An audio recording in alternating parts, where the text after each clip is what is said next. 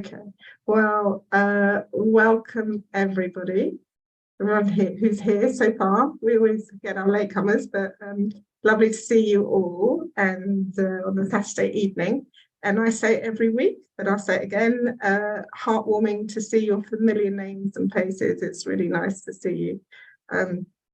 Always enjoy that. If you are joining us for the first time, these events are all about empowerment. And what we try and do is give you as much information as you can so you can kind of stay happy and healthy or become happy and healthier and really take control of your own health. So I hope you enjoy this first event with Jess. And if you are new, we publish all of our past complimentary events on our website, Wellbeing at Home website. So you can just register and go on that. But we also have a lot of them on YouTube, so you can follow us on YouTube too, on Wellbeing Escapes YouTube. So before we start today, I just want to do a little shout out to my brilliant team, because this is the 4th year that we've won an Excellence for Service Award from FIFO, which is an independent review company. And it is for outstanding service. So I really want to just give them a little shout out. They're not here, but I'll make them watch the recording so they can see. But I'm very proud that we got the award again, and it's because of them, really, because they really care about all of our clients. And just if you have travelled with us and you've taken the time to write a review, then I want to thank you for that, because a lot of people forget. I know how it gets when you come back and everything's busy, so people forget to do that.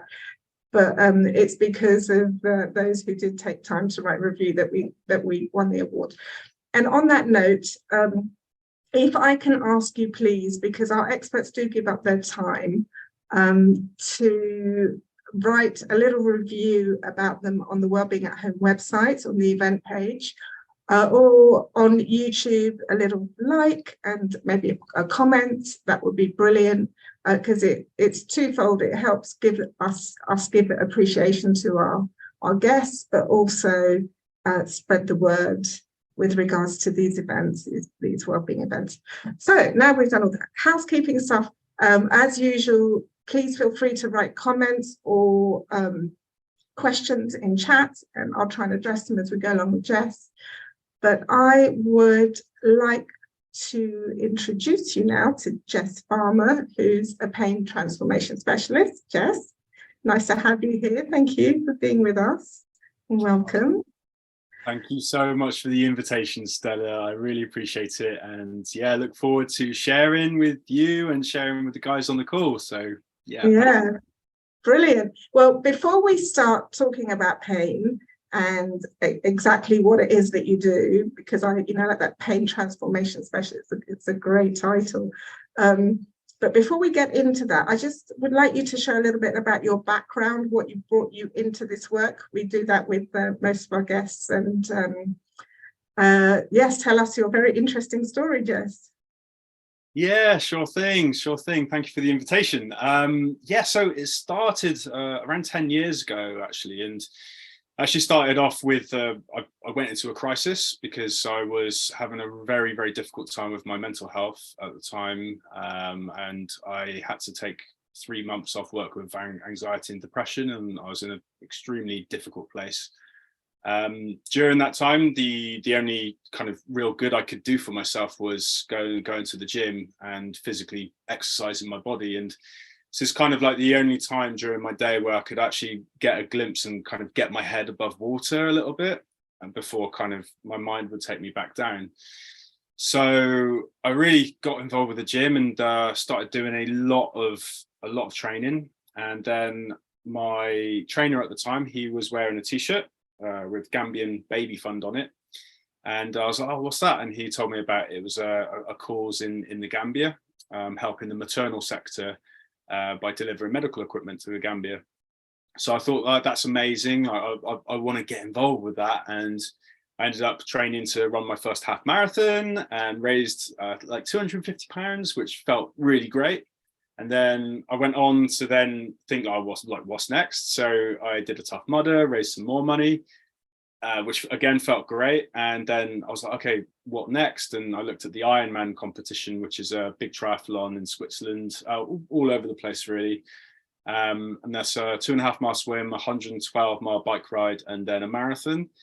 And I got my head into that and really started training for that, raising more money. And the more I was doing, the more I was able to be building myself up and pulling myself out of that place of being in, real difficulty with my mental health. And that Ironman was one of the most significant days of my life, actually, because it was synonymous with my recovery, and because everything was building up to that. And yeah, so did that. Still remains like the best day of my life. And then it was like, what next? So I then cycled from San Francisco down 3,000 miles through Mexico, raising more money. Then came back, put on a charity event. We raised 10 grand in the night for a charity event that I basically organized. And then we went to Gambia, took lots of medical supplies to Gambia. I then started a Gambian charity. Then started a gym called Gymbia, in which I was raising money for the charity again. So I actually used to be a mechanical engineer by trade. So I spent 10 years or so as a mechanical engineer. And when I was traveling during this time, I figured like, I don't want to work for anyone that's not me anymore. I want to be more independent and go out on my own. And I was by that time very, very much versed in the physicality of the body and loving my training. And I trained a few people at hostels, and they're like, oh, you're really good at this. So one person suggested that I do it, and I was like, oh, should I be a personal trainer? It's like, yeah, maybe I should. And the decision was very quick. It was like that. I came back and started studying, and I was extremely lucky. Like after I finished my PT course, I went back for a kettlebell course, like a 1-day CPD, and I learned more from the kettlebell instructor in this 1 day than I did on the entire personal training course. I was like, oh my God, your knowledge is like amazing. Where did you study? And he kind of gave me this knowing smile and goes like, you look like you could use a little bit more. And that's when he introduced me to the Chek Institute. So the Chek Institute, Chek stands for Corrective Holistic Exercise Kinesiology. And this is basically the study of the human being from multiple different levels, appreciating that we're not just physical, we're physical, mental, emotional, and spiritual beings. And all of these different levels can feed into the reason why someone's experiencing pain.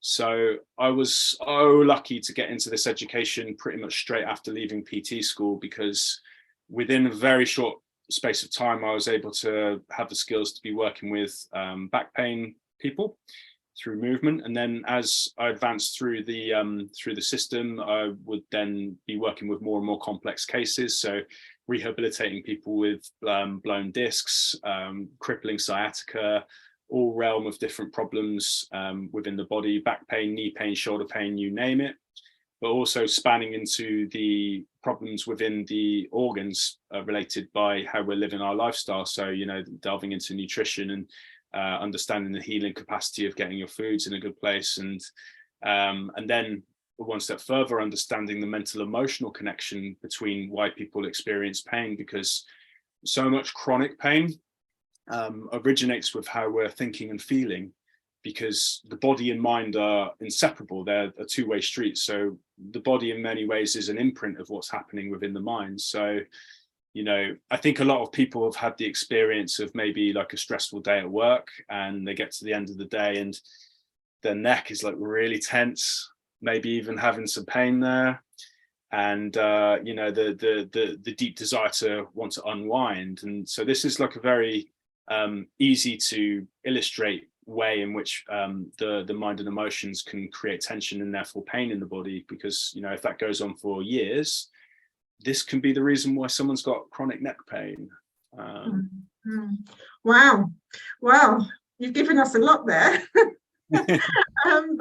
I mean, from mechanical engineer, which is it takes quite a lot of studying and achievement to become a mechanical engineer, to top athlete, to a personal trainer, to a pain specialist. But it's funny that you say, oh, I was so lucky on the second day of I went on my kettlebell training course and I met this guy. I think personally it's all meant to be, isn't it? You obviously meant to meet this guy and do that. And it's interesting. Did you, when you were doing all your your sports, did you injure yourself out of interest? I don't know the answer to this question. Did you have any physical pain yourself from all this extreme sport that you were doing? Yeah, actually, that's what part of the reason I had to stop my bike tour through Mexico, actually, because I had a right hip problem, which I didn't realize what it was at the time. I mean, the first clue was after doing the Ironman. My entire body for a week afterwards was just, the ache was unholy, but everywhere ached in my body except my right hip, my right glute. And I was like, that's a bit weird. I didn't think too much of it at the time. And through the thousands of miles on the bike, and I also was an ultra marathon runner as well, this exacerbated the imbalances within my hip and got to a place whereby I remember I got to Guatemala and I was like, I can't carry on much more because something weird is happening in my hips. My knees started to play up on the right side because the hip supports the knee. And yeah, this very much spurned on a lot of action and a lot of education. And you know what, it took me quite a while to get that hip to a healed place. But it taught me so much. It just continued to teach me more and more and more over the time it took me to heal it. And yeah, that very much led me into self-education around the human body, because I didn't have something that was like, you know, go to the gym, squat, and you know everything's going to work out. My constitution and the balance of my muscles, that wasn't going to happen. So I had to do my self-education. I had to learn about movement. I had to learn about all of these different principles around the body to ultimately heal it. And you know, for me, a big component of that was actually mental emotional as well. So that's interesting. We'll get into that. Yeah, that's very interesting. So tell us, what do you do, Jess? Because the term pain transformation specialist, like, how, if I had chronic pain in wherever a part of my body and I came to you, what kind of process would you take me through? Yeah, sure. Thanks for the question. So the first thing that we would discuss and talk about is, what is your dream? What is the thing that you're looking towards achieving for yourself? What is that thing that's going to inspire you to do what you need to do in order to get out of pain? Because getting out of pain, I mean, sometimes it can be a case of, you know, you get the right kind of treatment and the pain heals, and that's great. Sometimes that happens. You know, I work with people with manual therapy, but sometimes, or even a lot of the time, it's not quite as straightforward as that, because, you know, pain isn't due to one thing. Usually there's often a multitude of different factors that come together to influence why someone's experiencing pain. So, you know, it could be a combination of not moving as much as one could or should. Their sleep might not be in the best place. They may need to work on their nutrition. You know, the breathing technique may need to be worked upon. So it's establishing the dream and like the reason for change. And then from there, we would delve into quite a detailed and thorough assessment, because pain can be complex and the reasons for it to manifest within the body can be quite deep. And there's so many factors that can influence it. So the assessment process is twofold. So there's the biomechanical assessment, which is I would basically go through a person with physical pain, measure all of the different muscles around the body, see what I can see with my eyes, do a lot of investigatory work into different areas such as the jaw, the eyes, the top of the neck, and really build a 3D model of what's happening within someone's body by measuring everything. Then another part of the assessment will be to send through a symptomology Q&A, which will then give me a very, very focused idea of what's happening within the organs of the person. So I'll be able to see if there's stress on the heart. I'll be able to see if there's stress. How do you do that? I'll just stop you there. That's really interesting. How can you see if there's stress on the organs? Yeah, it's a good question. So first off, it's talking with the person, seeing what symptoms are presenting for them, which usually gives me quite a good idea of what's happening off the bat. But then there's an extremely detailed Q&A from the Chek Institute that, based off of someone's very specific symptoms, all of these then point me towards what's happening within the organs. So there's a very specific set of symptoms that will manifest for someone whose liver is under a lot of stress. Interesting. So you have, yeah, and this comes from the Chek Institute. So this is what you've been trained in through the Chek method, right? Yes, it's very much a holistic health practice. It's so different to what we're used to, kind of on the NHS. So if we have an issue, I think most people would automatically take anti-inflammatories or painkillers, or they would be looking at physiotherapy, right, as like a more orthodox type of approach to pain. But you're looking at it as on a 360 level, I guess, with the Chek method.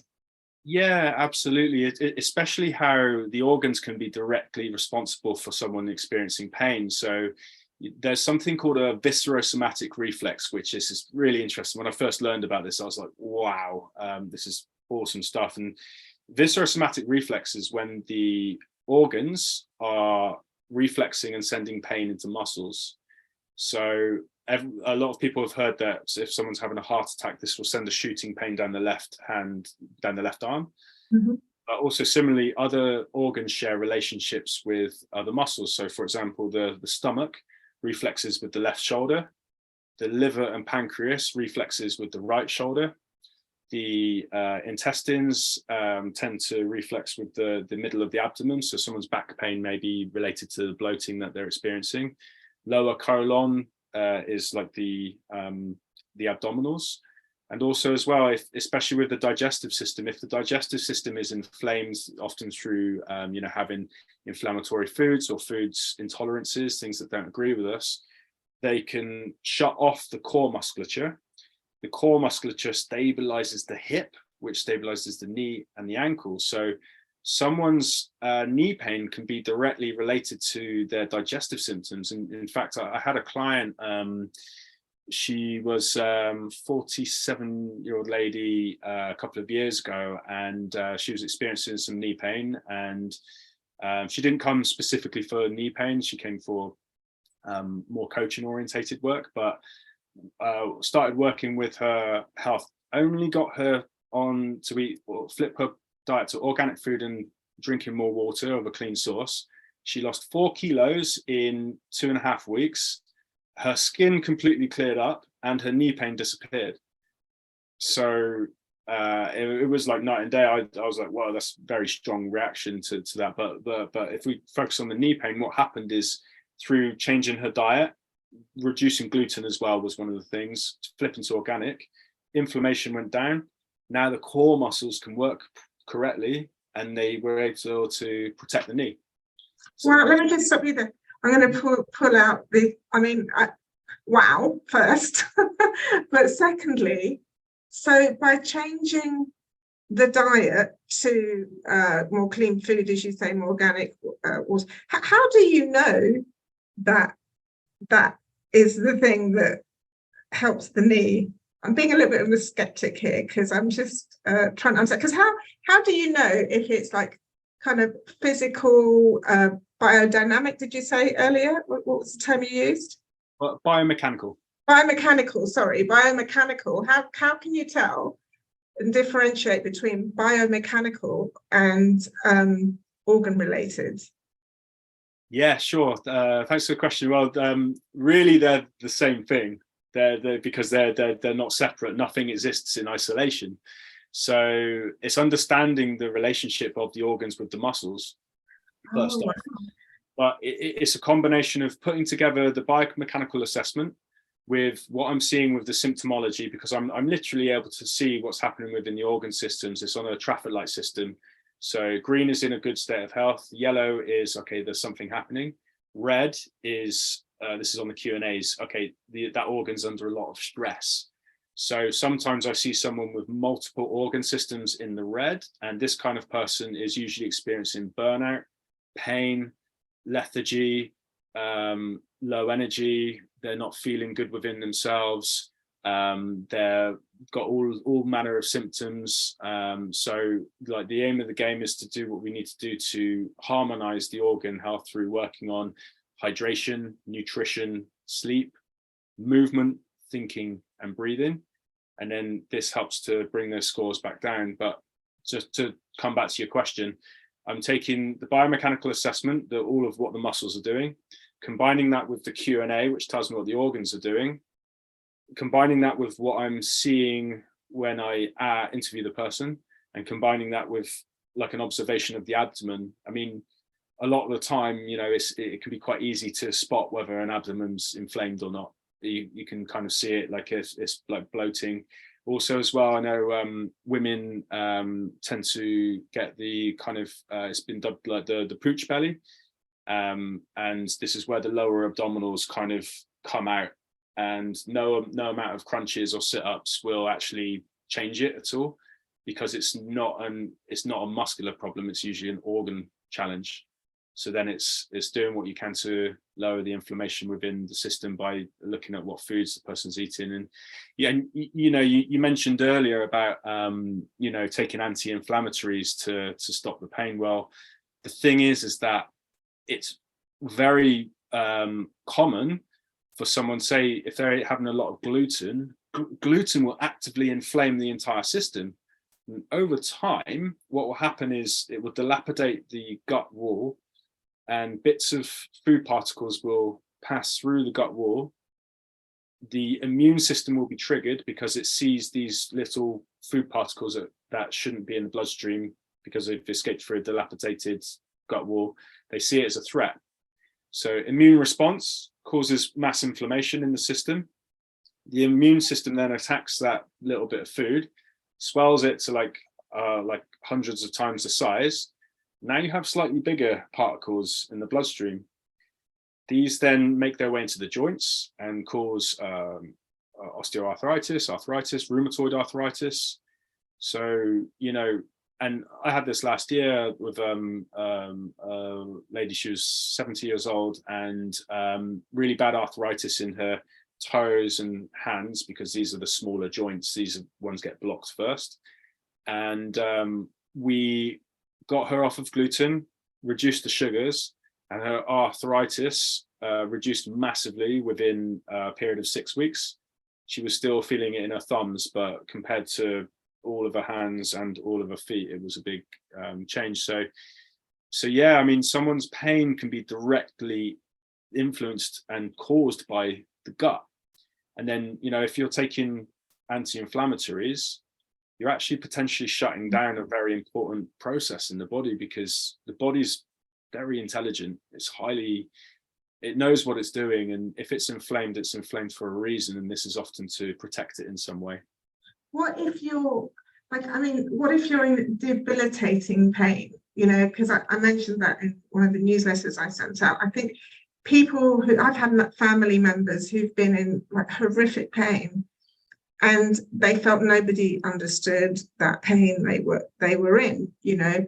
And at that point, would you ever advocate painkillers, or would you always say keep away from that? And at the same time as working on a holistic, you know, holistically from that perspective. Yeah, absolutely. That's a great question. And what I would say to that is that we don't want to be dogmatic.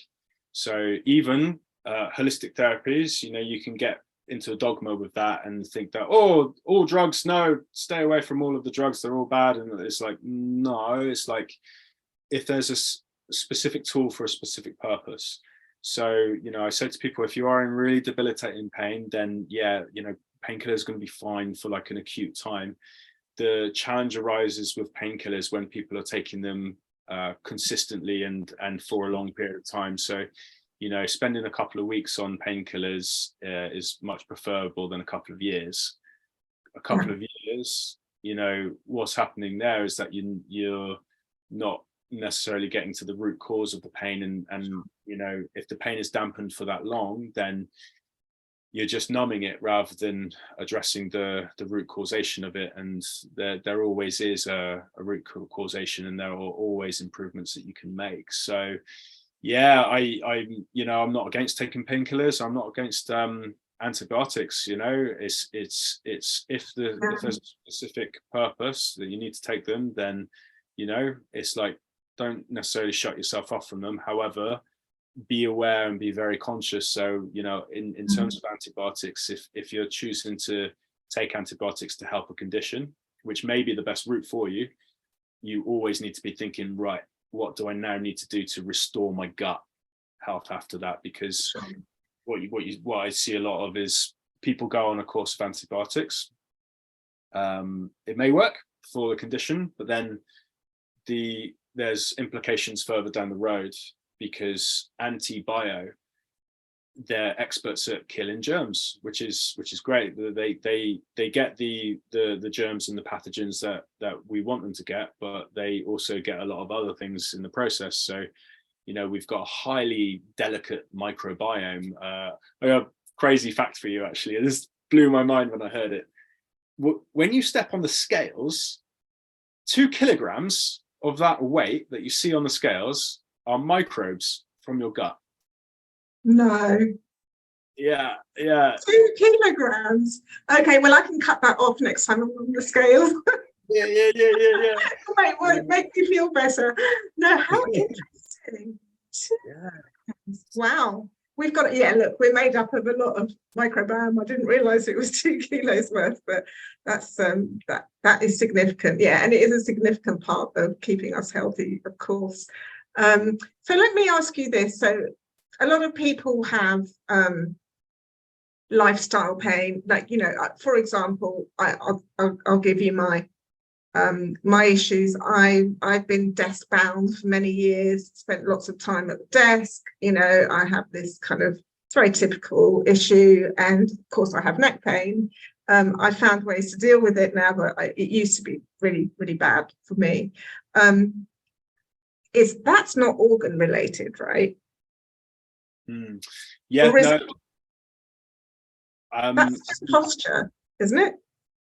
Yeah, it can be. I mean, the thing is that, okay, if you've got shoulder pain, it might be the stomach or the liver, and it might just be a case of the biomechanical balance of the shoulders. Okay. This is where, you know, conducting like a proper assessment is key. Because, okay, you know, if you think it's a biomechanical shoulder problem and it turns out to be a liver problem, you can do all of the stretching and strengthening and all of the good things for it, which will be helpful, but you may not address the root cause of it. So in that case, you're not necessarily going to get to the bottom of it. But if we are talking more specifically about the pain caused by desktop sitting, because this is something that we're all in, you know, I've got to be very conscious of myself, You know, I work at a desk, so I need to do certain things to keep myself in a good space within my shoulders. So the first thing that I'd be really looking at is actually breathing technique. Reason for this is that we breathe around 25,000 times a day. A lot of people are breathing very much up into the chest here. So what happens is we get 25,000 times a day of the shoulders raising up and down. Times that by a year, 2 years, 5 years, 10 years. And this starts to happen just through the breathing technique, because you're inducing micro tensions into the shoulders every time you're breathing into the shoulders. So it's then doing what you can to breathe into the abdomen, into the belly. Interestingly, this will also have a massive effect on how we're experiencing stress. When we're breathing into the shoulders, this creates a very low level stress response. So if you've ever seen a person having like a panic attack, it's very much, it's all up here. Whereas if you see like a baby asleep breathing, you'll see that they're inflating their belly. They're really very much in their bellies, you know. So if you want to learn good breathing technique, then talk to a little one, because you know you see this huge big expansion of the belly button and this relaxation, and breathing into the belly button helps to relax the system. But also, if you go from 25,000 times a day breathing up here, which will create this, to 25,000 times a day using your core to breathe, now you've got a very low level stimulation of the core muscles all day. The core muscles support the back, so it will guard against back pain.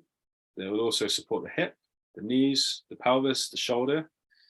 So with this low level of activation, just changing the breathing technique alone can potentially massively influence our pain. Also, if we're in a stress response, the pain receptors of the body are upregulated. So our perception and feeling of pain is heightened. Mm. So, you know, if someone, to go kind of back to your earlier question of someone who's in like really debilitating pain, you know, maybe can't get out of bed just through the agonizing thing that's happening in their back, then, you know, the first thing is breathing technique. Yeah. It's interesting, isn't it? Because people who are in that debilitating pain, it gets worse and worse because they're so tense from it that it just kind of escalates. I think there's a couple of questions I want to address. Correct me if I'm wrong before I address those, but there is that pain from those like autoimmunes and diseases, arthritis, that kind of thing, which comes from the organs, yeah, a lot of the time, or what's going on in the body. And at the other side, we've got the biomechanical, I remembered it this time, biomechanical issues, but could still be affected through the organ. I think a lot of people who have the autoimmune pains, again, traditionally, I know this through a family member, traditionally they go to the hospital to deal with the pain and they give them steroids, and they give them high doses of steroids, and then they have to slowly reduce the amount of steroid. But that steroid also inflames the body, doesn't it? It can do, and creates more issues long term. I want to. There's a couple of questions. Actually, if people are suffering with pain, if you want to just put in chat what type of pain, we could try and address that too. So Diane has a good question. In your experience, can all pain be cured by this approach? Sounds a bit too good to be true. Is there a success rate? I ask as I suffer chronic pain. Yeah, fibromyalgia, menopause, tendinitis, bulging disc pain. Bless you. It's a lot there. I could go on, and tried lots of nutrition and lifestyle changes, little or no success. So, what's your answer to Diane? There's a lot going on. Thank you for the question, Diane. So identifying the root causation first off is key to inform a treatment plan. So often we find that maybe the causation of something hasn't been addressed correctly. So then it's like looking at exactly what is causing the problem, because with the wrong approach, you're just sometimes going to be like masking what's happening rather than addressing it. So, you know, you say with the steroids, okay, we've got an autoimmune challenge within the body, but I'm interested in what's causing that, what's driving that. And the thing is that there's so many things that we need to now be conscious of and aware of in our modern worlds. You know, we unfortunately live in a world that's highly toxic. There's toxicity left, right, and center. You know, it's in our foods, it's in the air, it's in the water that we drink, it's in some of the things that we watch on TV. You know, so we're literally living in a world that bombards us with lots of things that we shouldn't be exposed to within the body.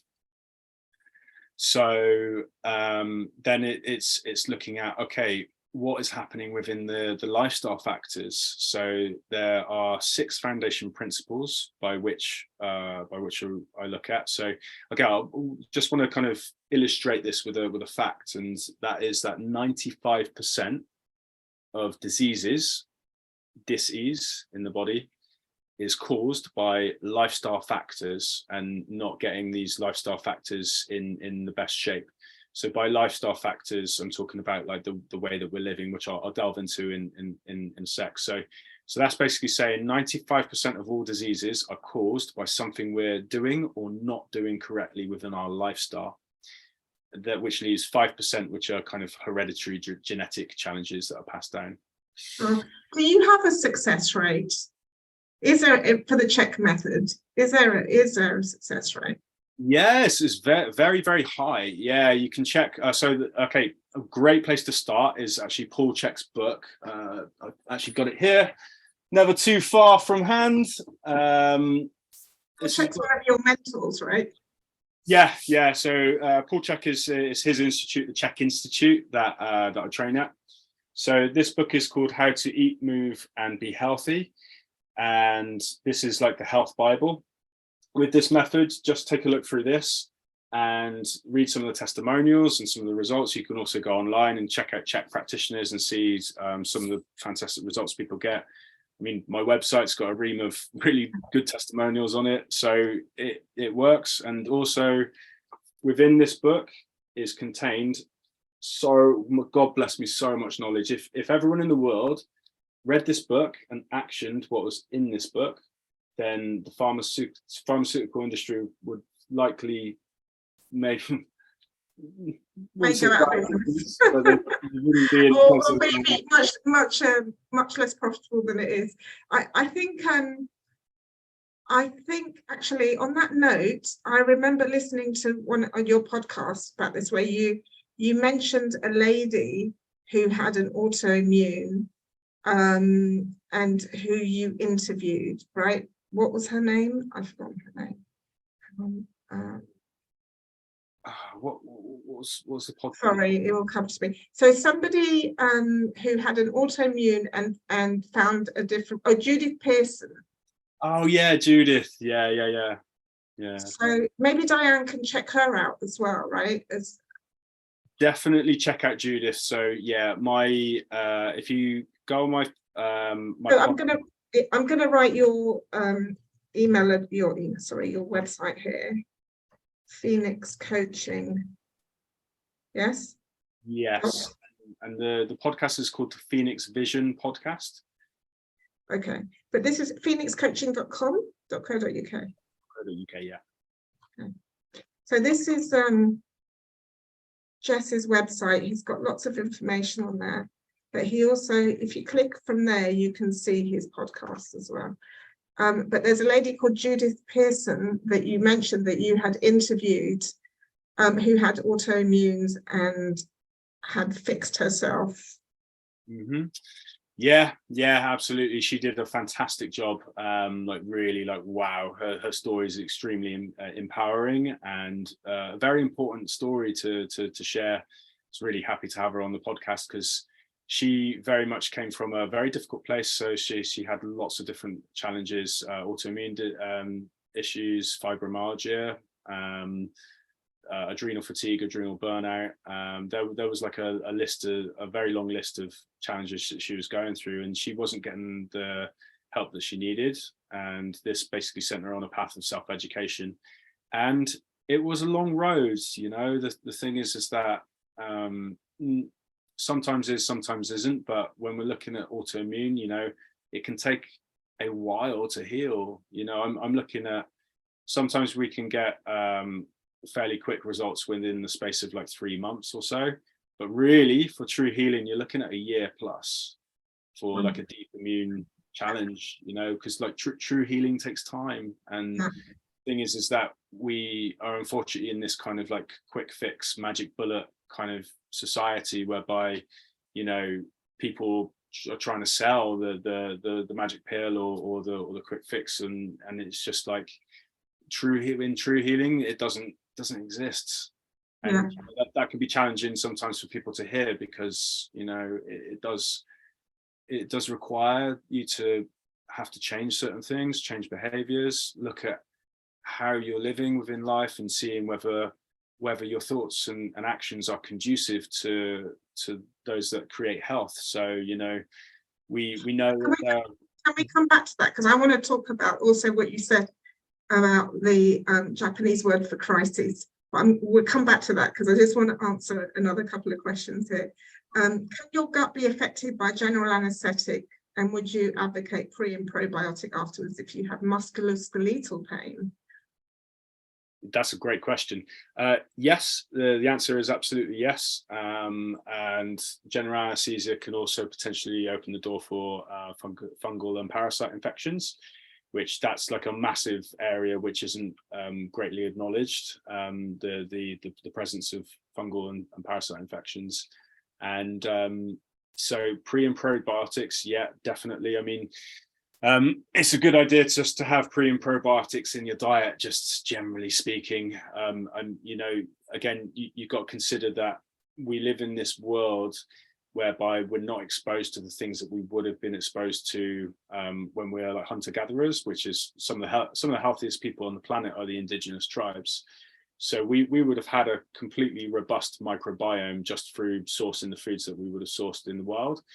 Now we don't have that. We live in quite sterilized environments, and yeah, it's good to be clean, but at the same time, this has an effect on our microbiome. So there's numerous studies of like kids who they found that the kids who have grown up in sterile environments versus the kids who are allowed to play in the mud, the mud kids, their microbiome was way more robust later in life, and then the kids who are kept in sterile environments were on average having more challenges within their gut health. So pre and probiotics, I would say, are really essential for everyone. So and one thing I want to share on probiotics, just a quick tip, is that we should actually be eating probiotics after having food, because the food creates the substance for the probiotics to eat.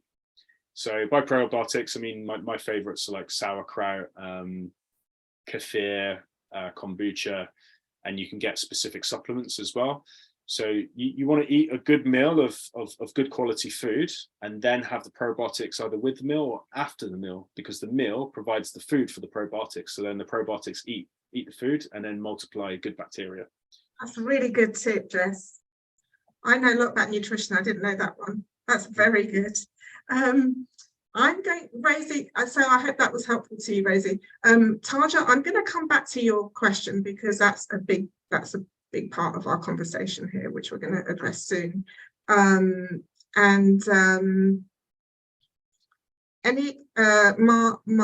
Margaret, I guess, any experience success with nerve pain from CRPS, chronic regional pain syndrome? Mm-hmm. Sorry, so what was the question? She's asking if you've had any experience or success with this type of pain from CRPS, chronic regional pain syndrome. Do you know what that is? No, I've not heard of this before. What could you provide more clarity on the Well, we won't get into it too much now. I think because we'll get too specific things, and we've got lots to talk about. But Margaret, maybe she can email you, maybe, Jess. And, yeah, that's fine. I mean, just quickly on that, like usually when there's the word syndrome after a condition, it usually means that it's not been diagnosed as effectively as it could be. So syndrome is another word for I don't really know what's happening. Don't really know what it is. Yeah. Okay.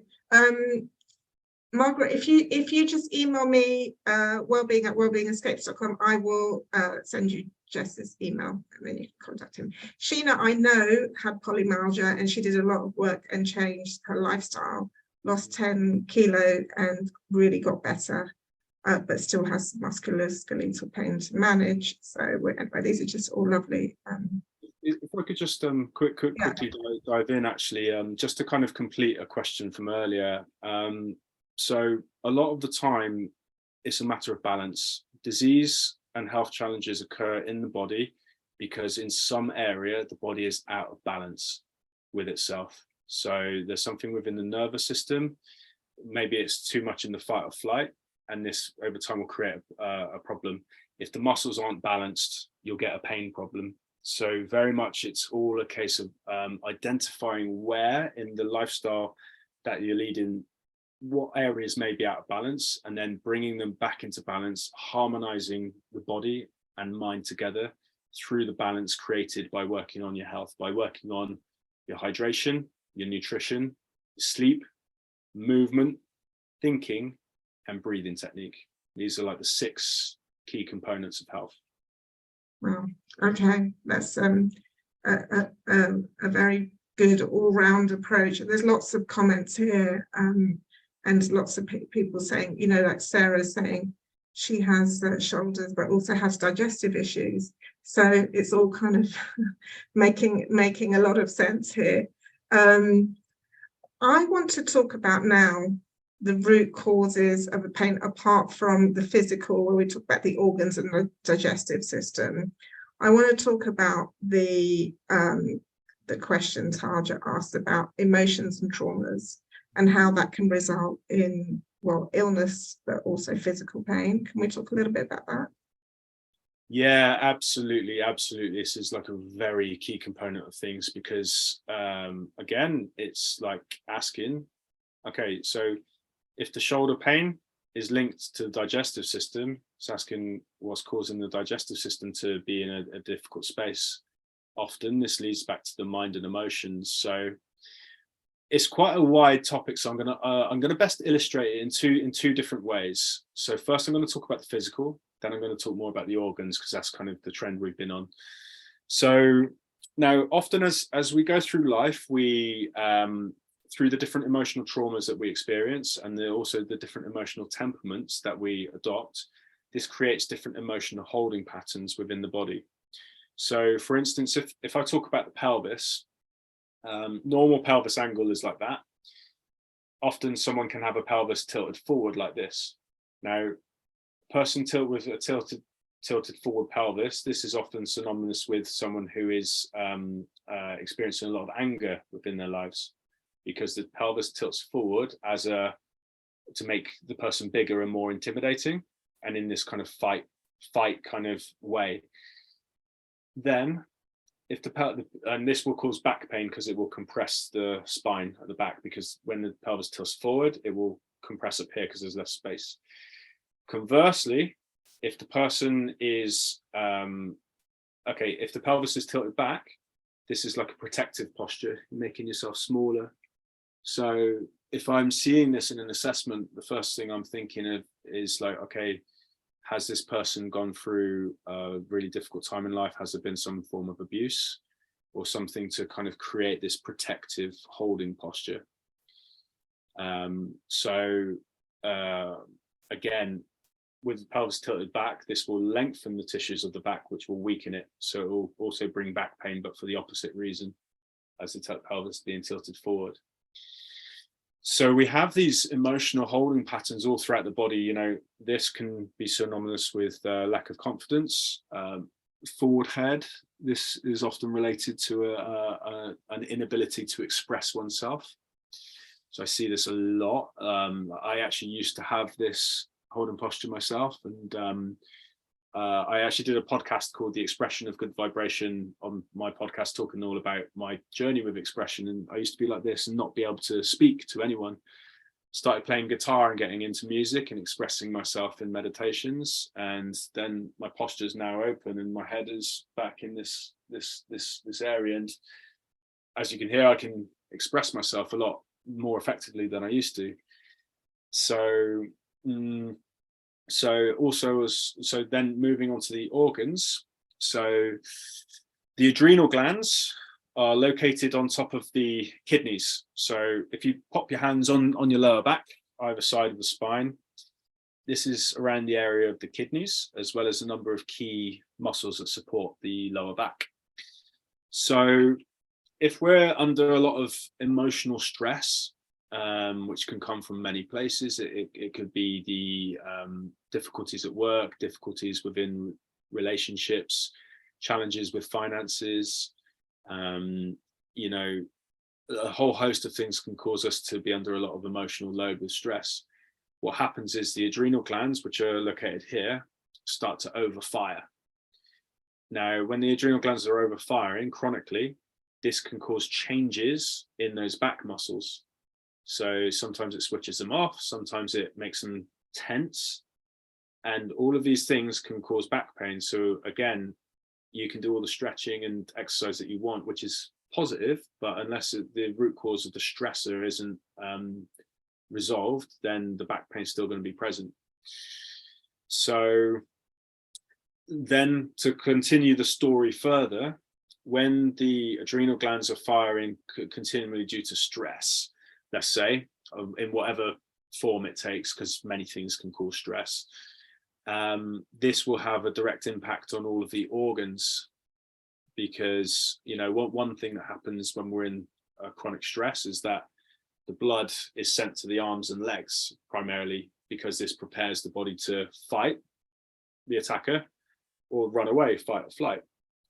So which is great, you know, if there's a lion chasing after us, that's fantastic. It's going to give us the ability to get away quickly. But the thing is that a lot of people have this effect happening in the system all of the time. So when the blood's permanently lodged more towards the arms and legs, it's not pooling in the organs. So then the organs aren't getting the nutrients that they need to heal.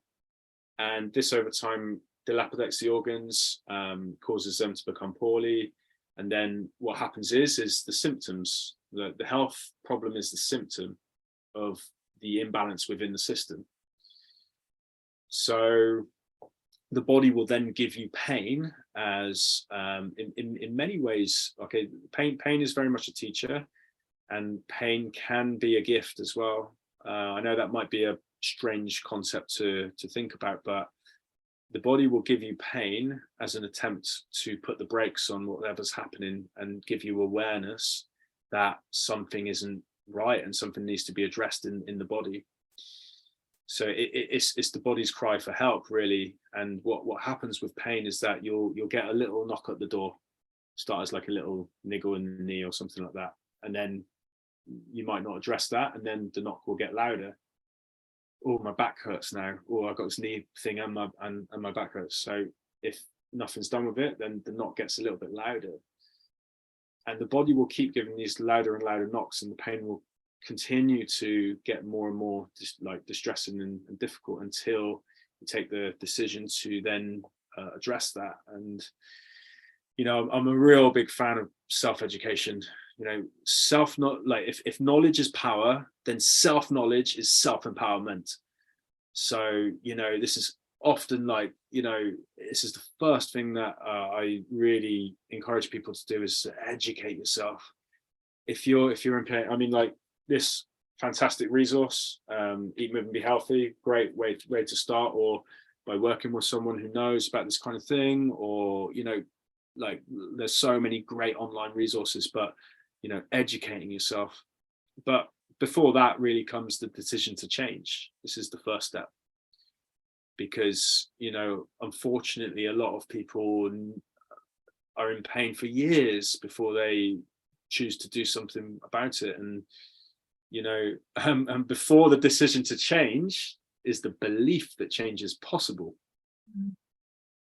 And this is, you know, really before establishing the dream, this is actually what we're working with first, is helping someone believe that change is possible, because change is always possible. Like, my God,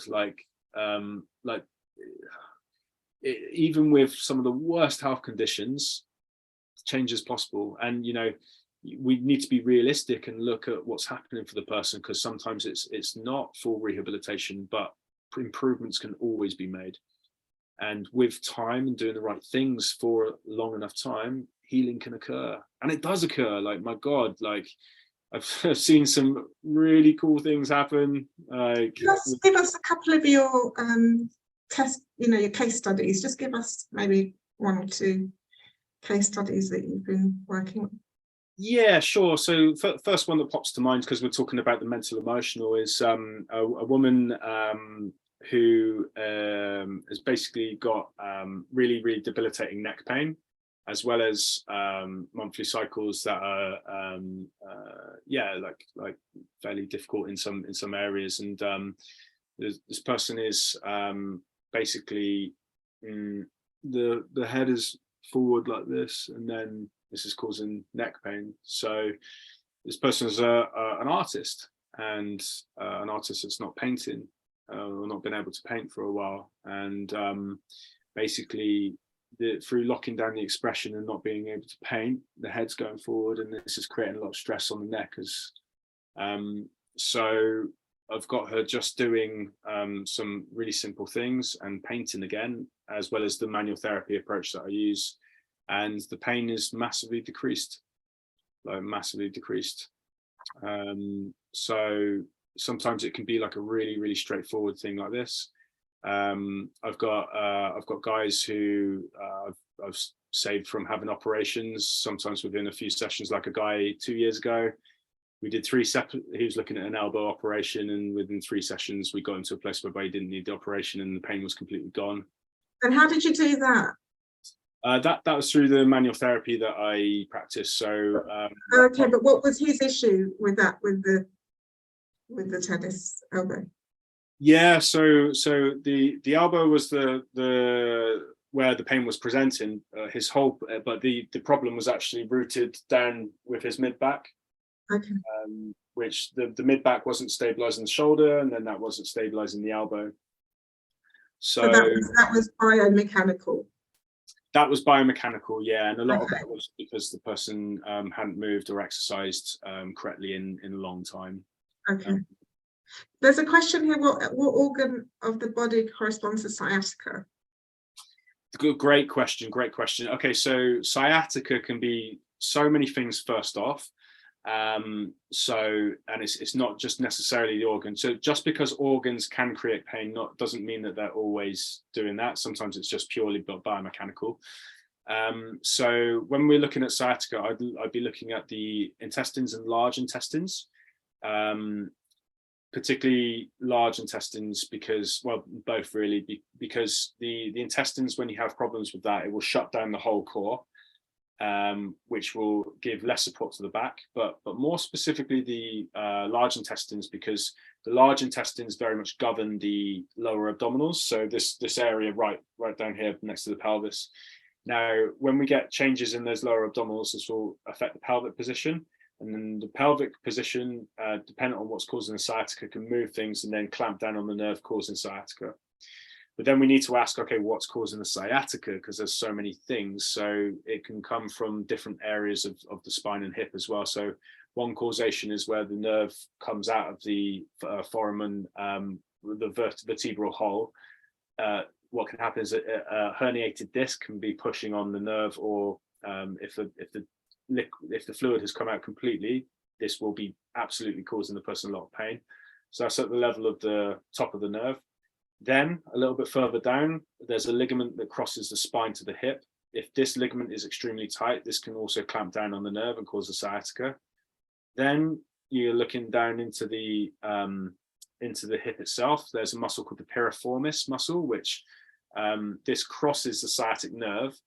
And when this gets extremely tight, it clamps down on the nerve, which can also cause sciatic-like symptoms, but that's actually called piriformis syndrome rather than sciatica, because sciatic symptoms, but sciatica is classified by something that's happening with the nerve root further up the chain. That's a muscular issue, piriformis syndrome. So then it's asking, okay, why is the piriformis clamping down on the nerve? So it's usually because something on top of it isn't as strong as we'd like it to be, or stress.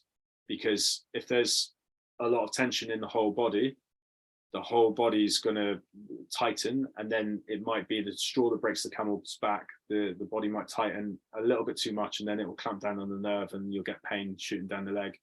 Like so many of my clients and patients, when they're stressed, the pain symptoms are worse. Women around the time of the monthly cycle, back pain is usually more, sciatica is usually more. So, again, and then it comes back to lifestyle.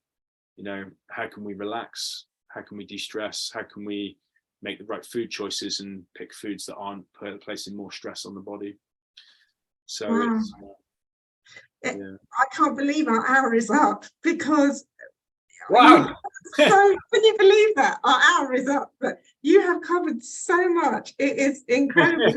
I've learned so much today as well. If anyone would like to see you, they can contact you on your website. Rosie did ask, sorry, you mentioned that, has the podcast got a different name? Because I found it on your website, but is there anywhere else we can see the podcast? Yeah, so the podcast is available on all of the different podcast channels. It's called, rather than called Phoenix Coaching, it's called Phoenix Vision Podcast. It's really funny when we were talking the other day, Stella, in the lead up to this, you were telling me exactly like the driving focus of your podcast is very much to help people through bringing like empowering information to them and you know, share different perspectives. And remember I said like, oh, my podcast is like exactly the same driving focus. It's all about sharing different perspectives, giving people access to lots of different practitioners and ways of thinking and modalities that they might not usually have exposure to. Because I'm a very lucky guy. I'm in the middle of so many talented people. There's everyone on that podcast you can think of, like functional neurologists to health practitioners to astrologers to like you name it. Like I have to listen to, I love astrology. I'm listening to the astrology one. I honestly I just want to close it on this note, because you're very much about empowerment, and I think the message from this session, this event, has been, you know, if we take responsibility. Can you just tell us about the Chinese word for crisis before we stop, because that was interesting, because that will encompass everything I'm about to say. Yeah. So in the Chinese language, the word crisis actually has a dual meaning. It means danger as well as opportunity. So, you know, where is the opportunity within this pain? And usually, in fact, every time there's an opportunity for growth, and there's an opportunity for learning. And it's through that growth and learning, that's ultimately how we get out of pain, because pain only leaves the body once it's done teaching you. So it's asking yourself the powerful question of, okay, what has this pain come here to teach me? What is there to learn? How can this pain help me grow?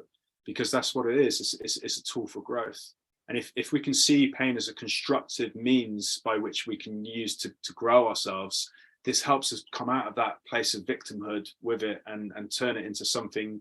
It turns it into fuel, you know, and this is what I seek to do with my clients and patients, is because we can transform pain into empowerment.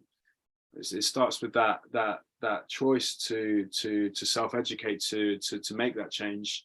But you know, healing is possible as well, and that's what I really want to like tell people, because if we believe healing isn't possible, we're not going to do the things that we need to do to heal, and that belief becomes a self-fulfilling prophecy. So believing that you can heal is like so paramount, and you can, and you know, there's so many success stories of so many people who have come back from like god awful conditions and pain challenges, and just you name it, God bless me, who have rehabilitated themselves. They got themselves back to a better place. So it is possible, really is. But yeah, like I said, if knowledge is power, then self-knowledge is self-empowerment. Taking the moves to educate yourself and find out about your condition and what you can do about it, you know. Don't pass that all over to the doctors. Find out yourself and help yourself. I just say it anyway. Thank you so much, Jess. So interesting, and your passion for the subject, your knowledge. You have so much knowledge. I mean, I can see where your mechanical engineering came into this, because you were like talking about it all, you know, how the body works, and I can see that parallel there. But this has been such an empowering session, and thank you for your time and your knowledge and your expertise. And like I say, if anyone wants to contact Jess, you find him on his website, you can send me an email, pass it on, whatever. It's keep doing what you're doing, because it is fantastic work. And when I hear people like you, it just gives me so much hope for the future. It really does, that you're spreading that word of, like you say, self-knowledge and self-empowerment. Yes, we all need a Jess in our life. Absolutely. Thank you. That's a really nice way to end the session, Jane. Thank you. Thank you, Please write a Jane. little review on Jess's page on our website, on the Wellbeing at Home website. You can click from the newsletter there. Or when we upload it onto YouTube, just write a little, just give them a little like and write something there. And I'll on the YouTube, I'll link to your website there as well, Jess. So thank you so much. Amazing. Stella, thank you so much for this platform. It's been a real joy to come on and share with you guys, and I hope this information has helped you guys, the listeners, in any way. Yeah, I'm feeling really pumped for what I do. I got tingles all up and down my arm. Thank you for this beautiful platform, and thank you for all the work you're doing. And because you're doing a really good thing, Stella, in terms of the messages that you're putting out there, and the people that you're touching, and the through your impetus to do good in the world. So thank you for doing what you do as well. Oh, bless you. All right, my love. Have a great weekend, everybody. Week ahead. And we'll be in touch for the next session. And yeah, take care. Stay happy and healthy, as we say. Take care. Bye, everyone.